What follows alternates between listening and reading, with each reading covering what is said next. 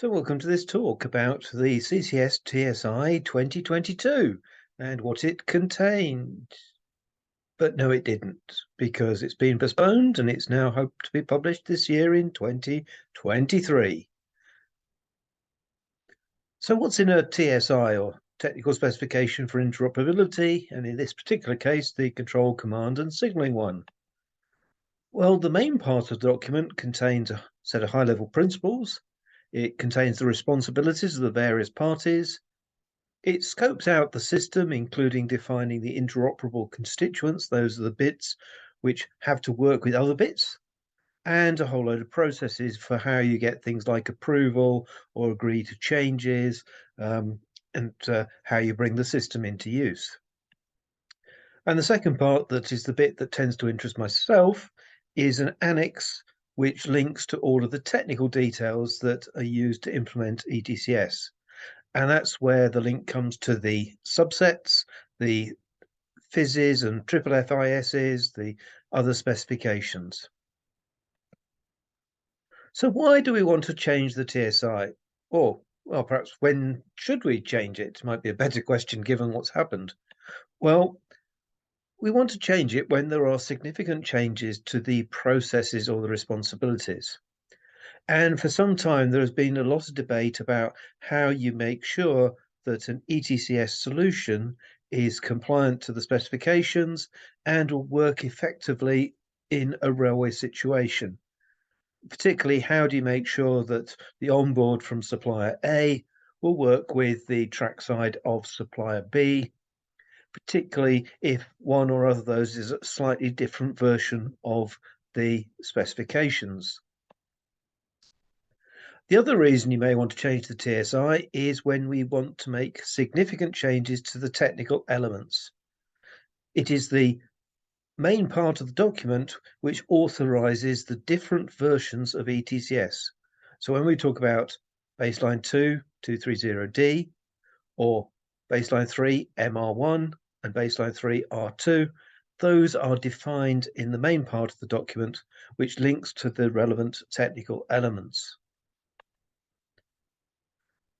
So what's changing this time round? Well, one quite big change of scope is to include the facilities for automatic train operation, ATO, and the future Railway Mobile Communication System, FRMCS.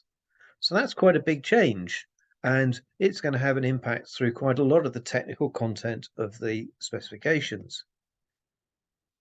There's also quite a few improvements to the processes around authorization and approval, sorting out who does what, who's responsible for what, who needs to check what, who says the final yes or no.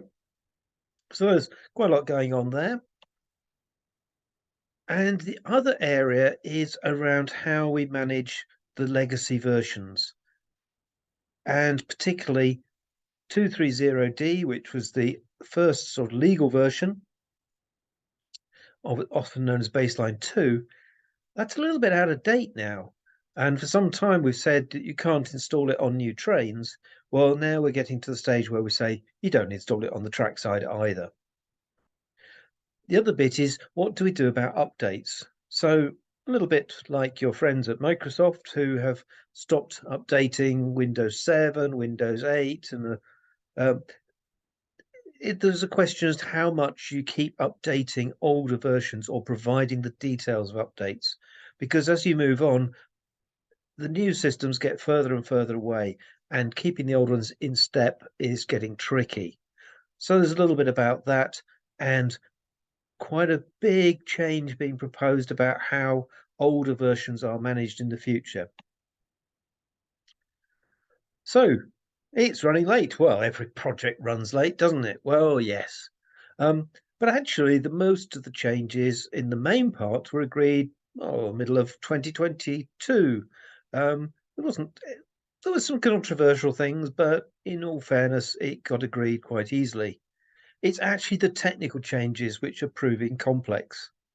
In fact, quite a lot more complex than people expected.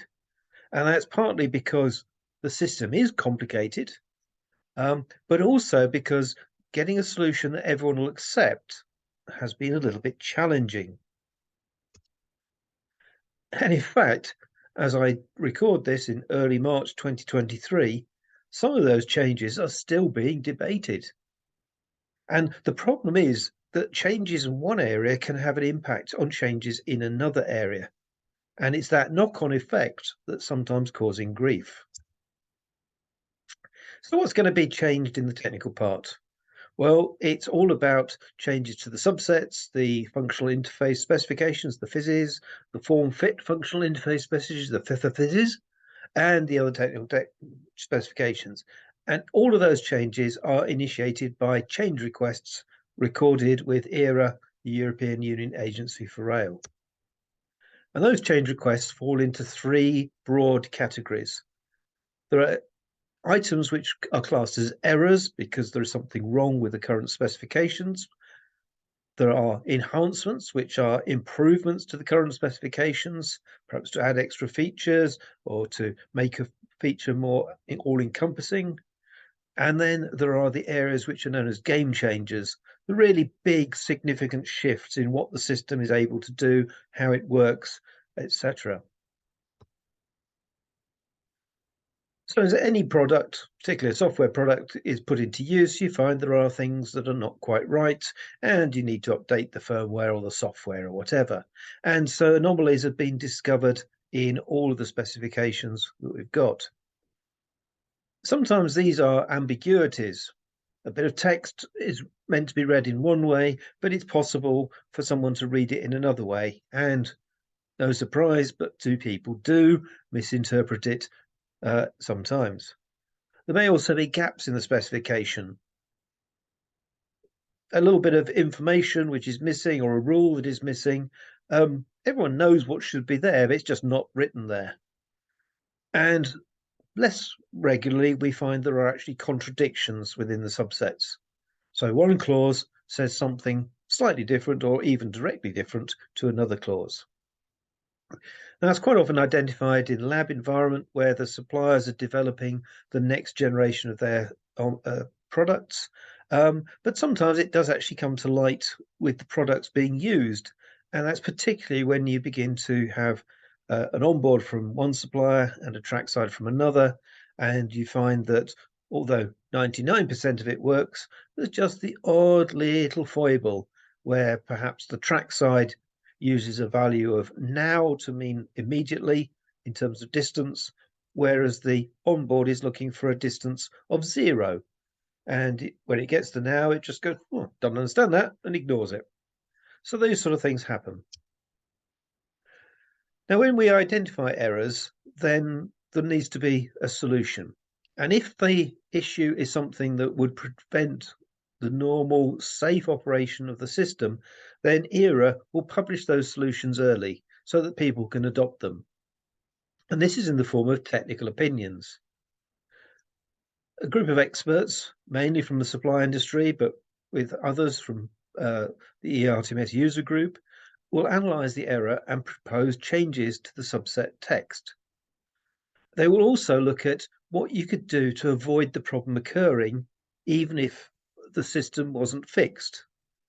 And quite often, these are just simply in the form of, well, don't do this. If you don't have this combination of circumstances all happening in a due period of time, then the fault won't be realized. And the European Union Agency of Rail then will publish those periodically as effectively an addendum to the TSI.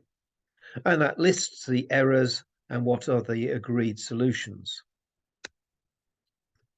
When we move on to enhancements, we often find there is something that it would be really good if ETCS could do. It may only be a very small change, but it is an improvement in its functionality. These enhancements can be applied to the onboard or the trackside or to both. And if you're careful, you can provide them in a way that doesn't prevent you operating either the onboard or the trackside with earlier versions of the same baseline. And for those of you who looked at chapter 6 of subset 26, you'll know it's all about how you maintain that compatibility with different versions. And the way that is done is using the Y component of the system version. System version is described as x.y, and if you just change the Y component, then it is a compatible release. However, some functionality may be modified or not available if you use a different Y version. So we move on to the game changes. The railway industry, wider industry, often identifies that things need to be changed, and this can be over several years. It takes time to work out what is the user needs, how should it work, what should be the constraints on the system, how will it fit in with the existing system, and then you have to develop the requirements that support it, and they then get tested and checked and reviewed and changed, typically with cross-industry teams being involved. And effectively, the outcome is a super enhancement. And generally, those cannot be incorporated without a change to the baseline. They're so fundamental to the system that you nearly always need a new baseline in order to do it. Sometimes it's possible to squeeze it into the compatible enhancement using the Y version of the system version, but generally these are going to be things which are going to need new hardware, new facilities, and almost certainly will change the existing functionality quite dramatically. So what's in the 2023, assuming it does come out this year, CCS TSI update? Well, there are currently 2 technical opinions which have been published, and the solutions to those errors will be consolidated into the new subsets. However, just to note that because other things have happened since those technical opinions were published, the actual solutions which do get published may be different from the previous ones. So there may be some little glitches in there. Let's hope not too many. And of course, we're also going to have some enhancements. So one of the areas is around locating trains without using trackside train detection. Often people think of this as moving block, but it doesn't have to be moving block. It is just using the train position reports in order to identify the location of trains. And there's been quite a lot of work on that area, and some of the enhancements are to support doing that in a better way. Another area that was missing was a safety analysis for when you actually do that, when you detect the position of a train solely based on where it reports it is.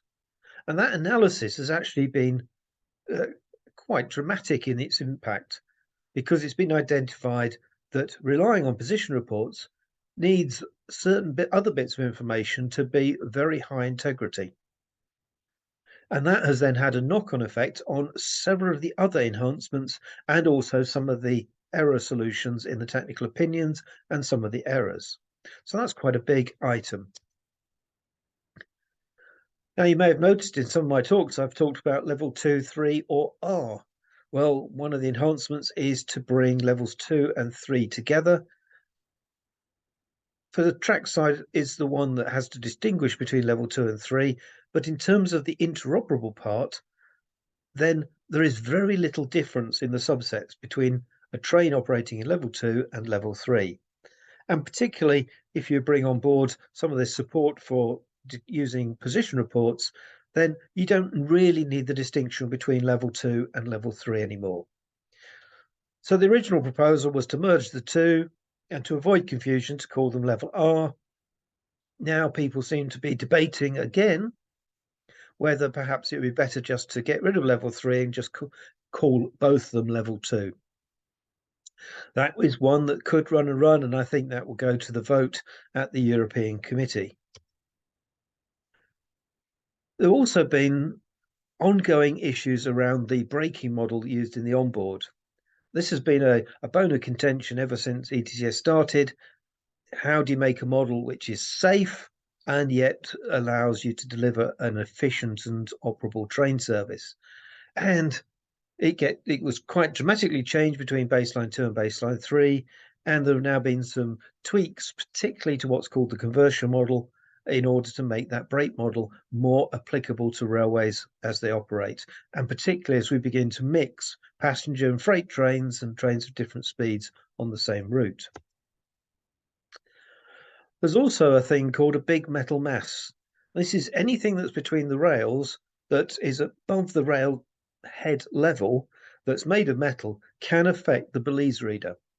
And the problem was that if the Belize reader had a failure or detected one of these large metal units, it would then go into fault mode, and then you've got a train that you can't move. So there's been quite a bit of work looking at how to define what the metal mass should be and what reactions the system should take. So let's now move on to the exciting stuff, the game changers. Automatic train operation. Been a goal for quite a while to add ATO to the ETCS, and various suppliers have produced their own ATO systems working on a train operating with ETCS. So the ETCS provides the train protection, and the ATO automates the driver, provides the automatic driving function. Over quite a few years now, there have been committees working all across Europe looking at what the features are that are needed for an ATO over ETCS, as it is known, solution. And that's pretty much finalized. There are still a few little wrinkles in there. How do you manage low adhesion? That seems to be one of the stumbling blocks, but the core functionality is there. What we need to do now is get it out and start seeing how it would work. There have been demonstrations and trials, but the latest set of specs now will be coming out. I think I already mentioned FRMCS, the Future Railway Mobile Communication System. So GSMR, the radio system we use for data transmission, is pretty much obsolete. I mean, it's older than any of your mobile phones, and it is a system where it's obsolete. Getting the parts is going to get harder and harder. Getting support for it is going to go downhill.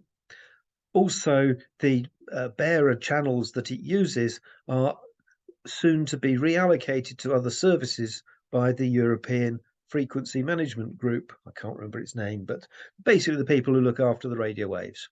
So GSMR's time is limited. So we need to have an option. We still need to communicate between the onboard and the trackside. So FRMCS is an open bearer system where you can use 4G, 5G, Wi-Fi, Delta, Tetra, satellites, whatever you want. You can use any system you like, and effectively the train and trackside will talk over it independent of what the bearer is. But that's actually quite a big change to the specifications, and it's not yet finished. They've put the handles into the Euro radio specs to allow it, but there's still quite a bit of work to do to actually fully integrate it and get it all documented. Shunting in ETCS is a difficult area. Where the cab is not at the front of the train and the train is not going forwards from the cab point of view, then ETCS at the moment throws its hands up and says it's up to you, driver, to look after the train. That's not seen as the best thing to do, and so a thing called supervised maneuvers has been brought in, often called cab anywhere. The idea here is that the driver can be in a cab anywhere within the formation, facing in either direction, and will be able to move the train with the support of the equivalent of a movement authority and a supervised maneuver authority. Now that's quite a complex thing to do. It affects quite a lot of the specifications. There's all sorts of things about how do you manage Belize's, which when you're not at the front of the train. And it also means you need to know how far from either end of the train the cab is. Now, I mentioned that we've been doing some safety analysis on using train position reports. Well, that also picked up that if you're going to use the train length for a safety decision, so this would be in this situation, then that needs to be generated automatically. So the current proposals for supervised maneuvers are that rather than the driver entering the length of the train in front and behind them, the system has to generate it, and it has to generate it with a high integrity. That could be quite a stumbling block. And then there's something called the reduced envelope of specifications. Now, this is all about trying to get rid of baseline 2 from the specification, so no more baseline 2 to be introduced. but it's also looking at how do we reduce the number of sets of specifications that are maintained and that are published. This is one where I'm afraid I just don't understand how this is going to work. The whole idea is that we'll have one set of specifications. Somehow you'll be able to work out what a baseline 3 release 2 train would use from those specifications and how they might be different. It might allow errors which are identified in the next baseline 4, which would also apply to a baseline 3 release 2 or MR1 train, and therefore be able to implement those changes on older trains. Could be useful. It's one that I think is going to take a little while to get our heads around. So what's next? Well, we're in early March 2023 as I record this, and not everything's resolved. I even had an email today saying there were still outstanding issues. Basically, the railways, the suppliers, the operators, and ERA as the regulator can't totally agree on everything. There are issues that everyone has with some of the proposals. Sometimes it's about a principle, but quite often it's also about the economics. Is what's being proposed something that the railways will be able to afford, particularly when it comes to keeping systems up to date and an expectation that within 2 or 3 years of an error being reported and the solution published, that all the onboards and tracksides will reflect it. So a vote is planned for the end of this month. That's the end of March. Will it decide everything? Will it happen? Wait and see, I guess. And talking about wait and see, what's my prediction as to what's going to be the outcome? Well, I think something will be agreed in March or possibly into early April. The supply industry will then start working on real products. That will take them a year or so probably to do all the updates, although they have done some based on what's been agreed so far. And that will no doubt identify issues as they put those products into their laboratory environment. I think the work on FMCS will proceed. There's quite a lot of work already going on. It's needed. The industry knows that we won't be able to use GSMR forever. That's going to be quite a big area. Hopefully they'll do it better than they put packet switching into the circuit switching specifications. But I wait to see on that one. It's a very difficult set of subsets to read. And my other prediction is that in probably 24, early 25, there'll be a maintenance release issued, and that will replace whatever comes out of this 2023 TSI.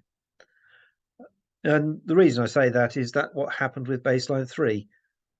Baseline 3 system specification version 3.30 was published, and about a year later, we got enough errors, enough issues, enough things that weren't quite right to publish 3.40 baseline 3 MR1, and that was a full replacement of the first baseline 3 publication. So those are my predictions. I suppose now the thing is, this is to be continued when that TSI is published, and perhaps in a year's time to see how close my predictions were.